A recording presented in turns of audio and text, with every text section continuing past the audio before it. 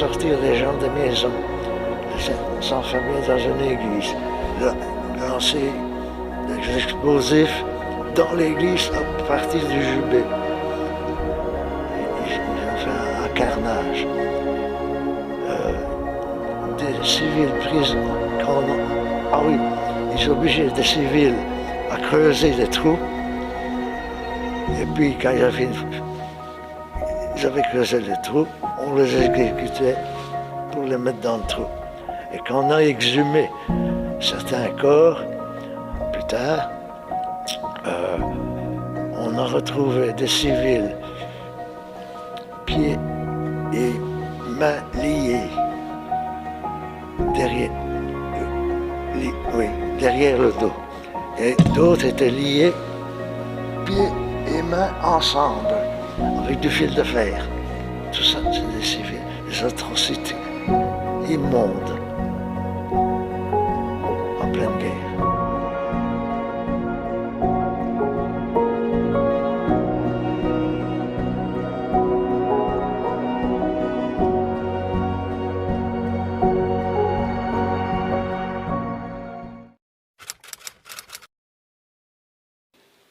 Eh bien, je me présente, Roland Descamps, j'ai 87 ans.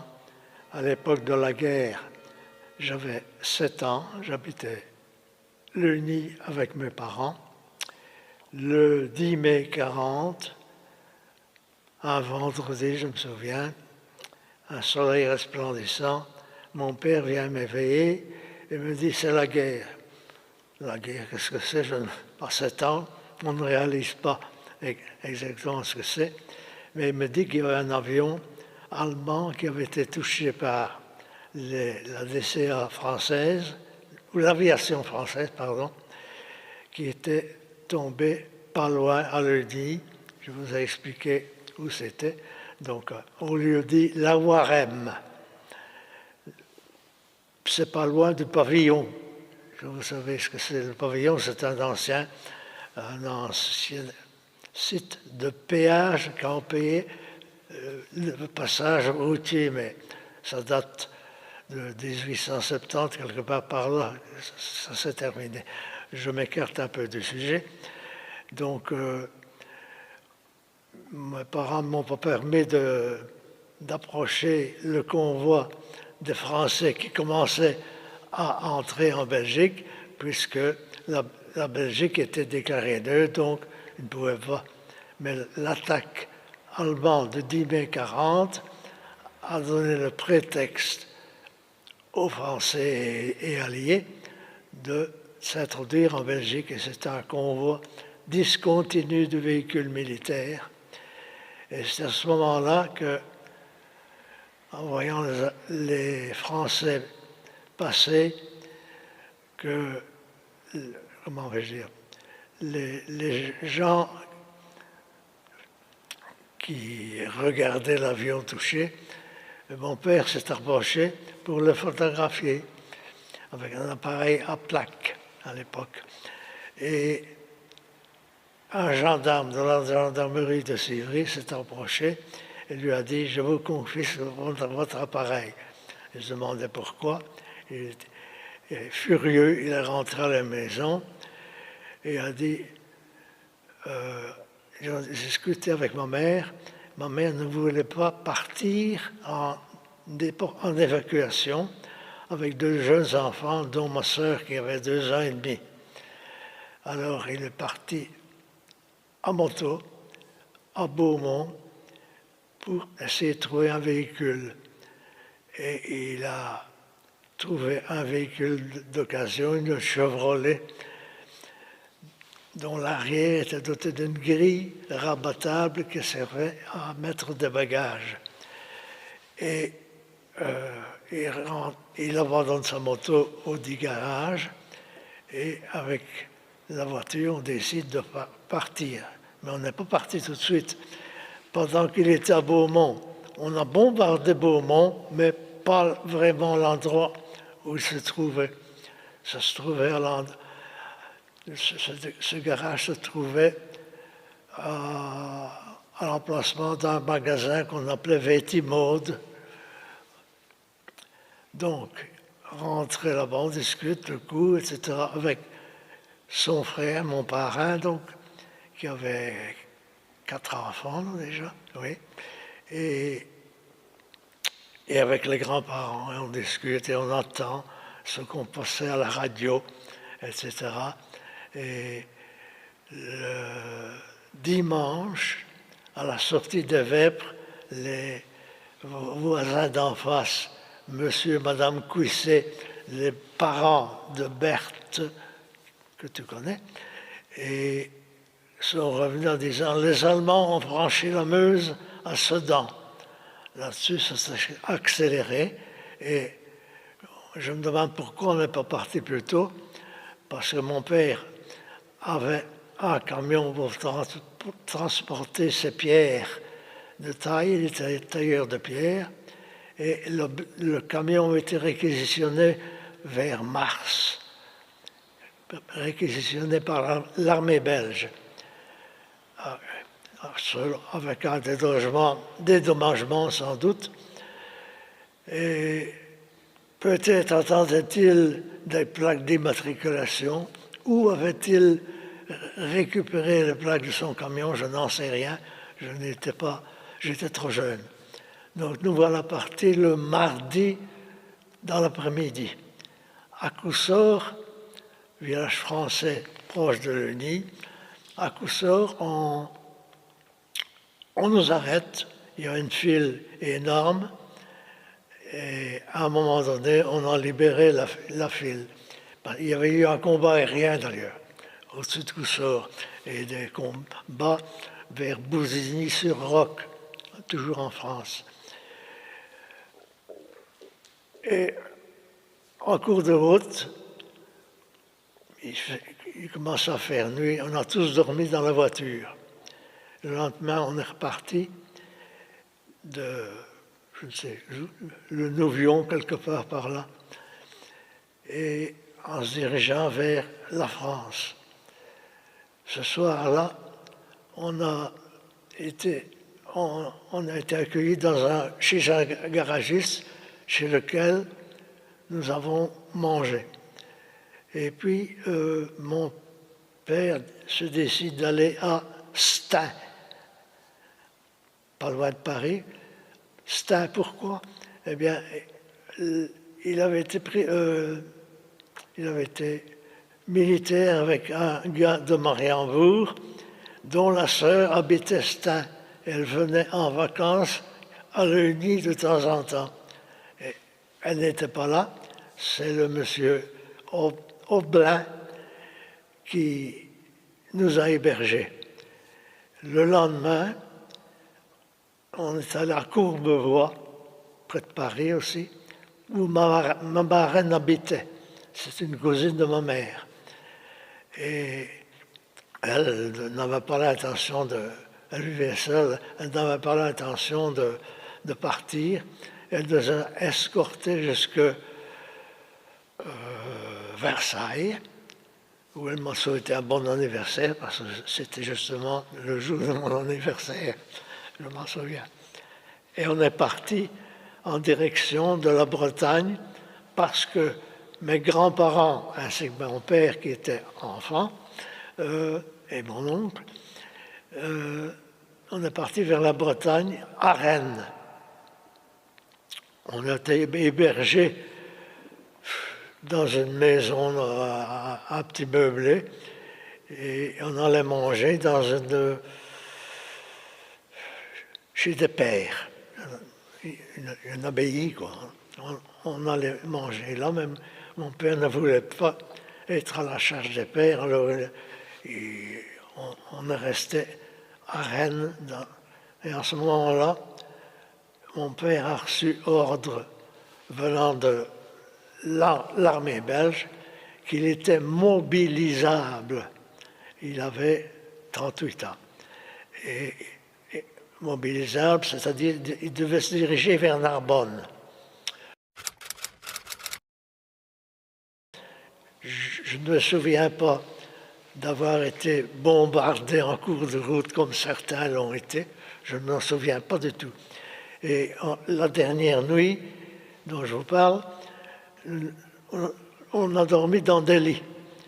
Le lendemain matin, c'était le 28 mai, jour de la capitulation de l'armée belge. Mais nous n'en savons rien, il n'y a pas de radio dans la voiture.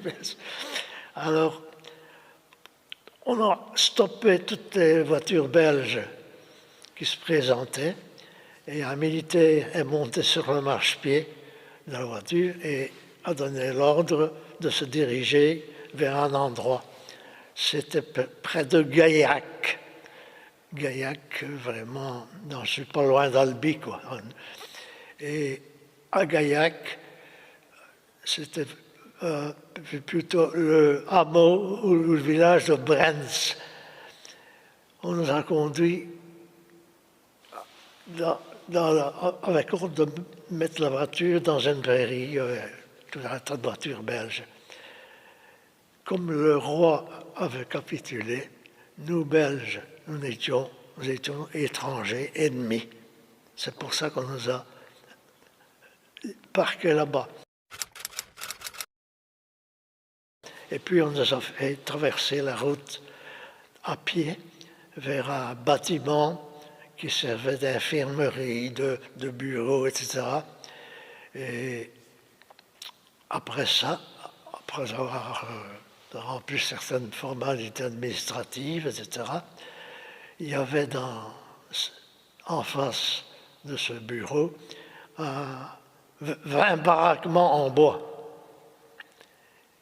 qui, je l'ai appris par la suite, avaient servi de refuge pour les réfugiés espagnols qui fouillaient la guerre civile qui avait eu lieu vers les années 30, fin des années 30.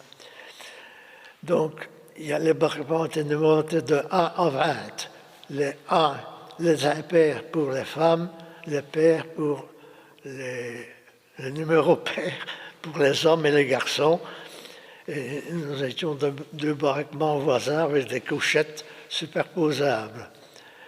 Et on avait mangé dans un réfectoire, une espèce de hangar. Et interdiction de sortir parce qu'on était gardés, ça je ne m'en souviens pas, mais ma mère m'a dit nous étions gardés baïonnettes au canon.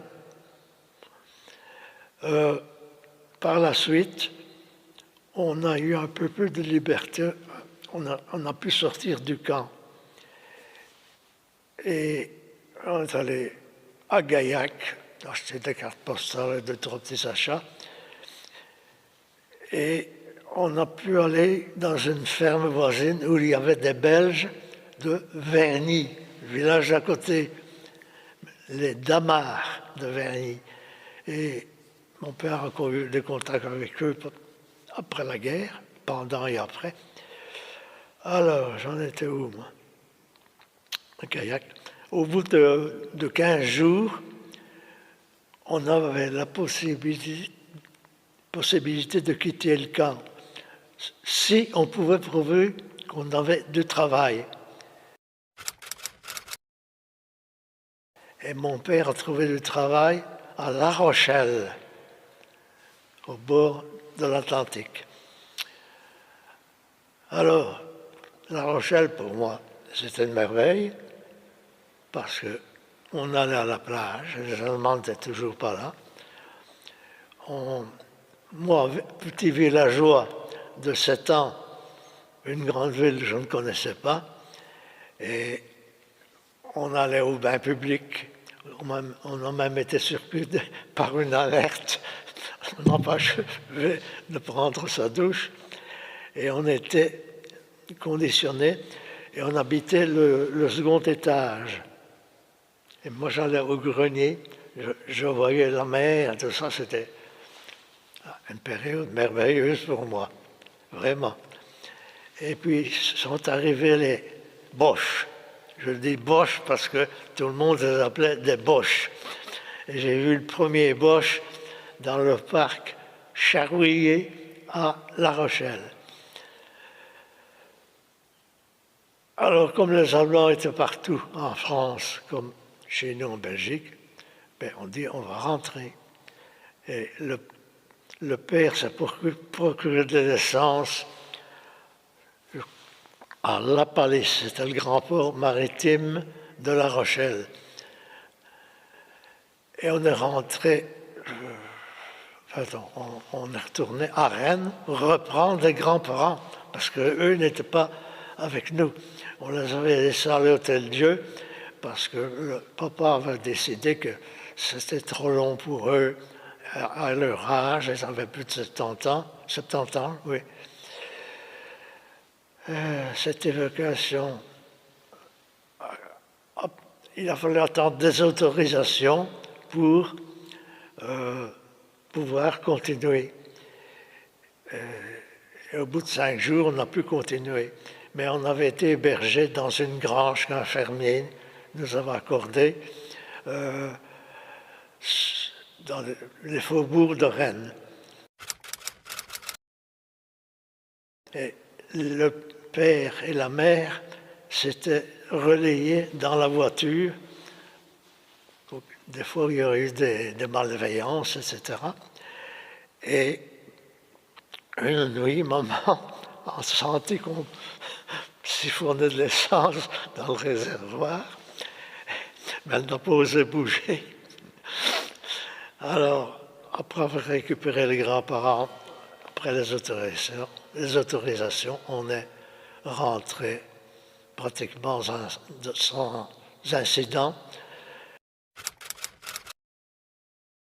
On est rentré directement à Lugny. Alors, une anecdote. Les voisins n'étaient pas partis loin. C'était le buraliste qui occupait la maison de Joël Charlet. C'était là le bureau de douane. Elle vient nous voir, elle me prend une nouvelle. Elle dit à ma mère, demain, elle va rapporter une marmite qu'elle vous a empruntée, des faits de bonne soupe de dinde. C'est textuellement, hein. Je n'ai pas besoin de traduire, je crois. Et le lendemain, elle arrive, et elle dépose sur la table notre seau hygiénique familial. Les parents se sont retenus de rire en se regardant, et puis quand la vedette est repartie, on a éclaté d'un bon rire. Voilà.